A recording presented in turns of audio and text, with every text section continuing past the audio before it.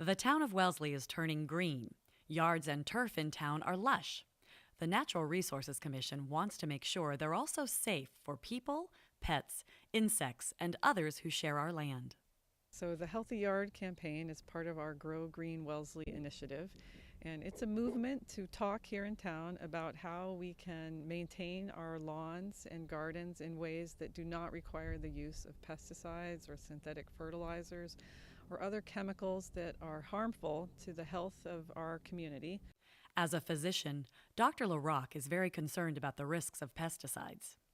We know that millions of pounds of chemical products are put onto our lawns.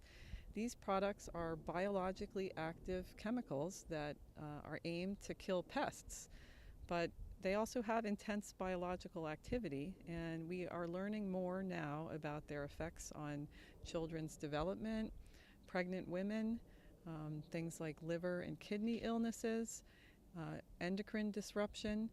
These are all important biological effects that we as humans experience along with the targeted pests. The fact of the matter is that all of the water that comes down from the rain through the soil ends up in our aquifer. And so protecting our land, being sure that we're not putting unnecessary chemicals on it, is an important way to protect the health of our aquifer. This spring, the Board of Health and the NRC co-authored a letter to homeowners, sharing information about these dangers and encouraging them to consider changing their practices. I think many of us in town have landscapers who manage our properties for us. We're busy people, and in the course of that, a yellow flag pops up and it says, "Caution, children, keep off." And there's a reason for that, and that's because these chemicals are toxic to children. I think the simple first step is just informing ourselves. Take the time to ask your landscaper what is being placed onto your lawn. Where's your stick? There it is.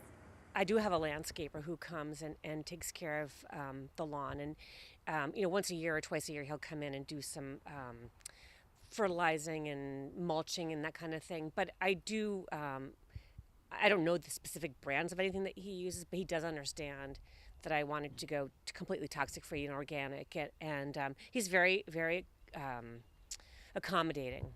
For Kathleen Nillis, a yard free of toxins is worth the weeds and occasional dandelions. So I think what I had to do was sort of adjust my thinking that my yard wouldn't look like a golf course, that it would look green but wouldn't be so manicured or so pristine.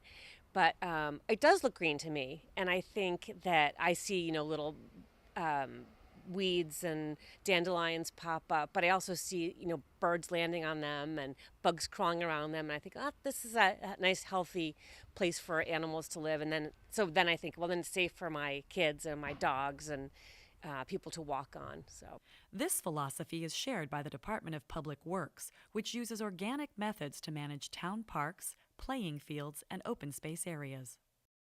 Well, mainly we determine if it's an active area or passive area related to turf, because as you can imagine, passive areas, the turf is not as stressed from activity, where the active areas like sports fields go under a lot of pressure and usage. So there's a different strategy.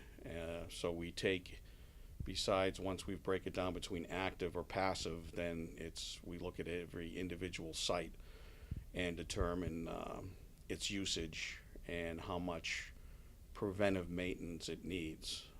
Much of this management is based on soil tests and includes practices like aerating, overseeding, using phosphorus-free fertilizer, applying lime to manage the pH balance, watering for longer periods of time but only a couple of days a week, and mowing just the top 1/3 of the grass length. Public education is key. We get calls from people, what are you putting out there? And I know once we tell them it's an organic product, then they're very relieved. It was always a conscious effort to use any pesticides as a last resort, and then we explored a lot of organic alternatives. Currently, town governments can't regulate pesticide use on residential lawns due to state pesticide preemption laws. But the Natural Resources Commission and others are hoping through legislative action that this will eventually change. Debates about pesticide dangers are now taking place in the federal courts. The NRC hopes future legislative action will also call attention to this issue. For now, this campaign is an important step in promoting safety and protecting the health of Wellesley, one backyard at a time.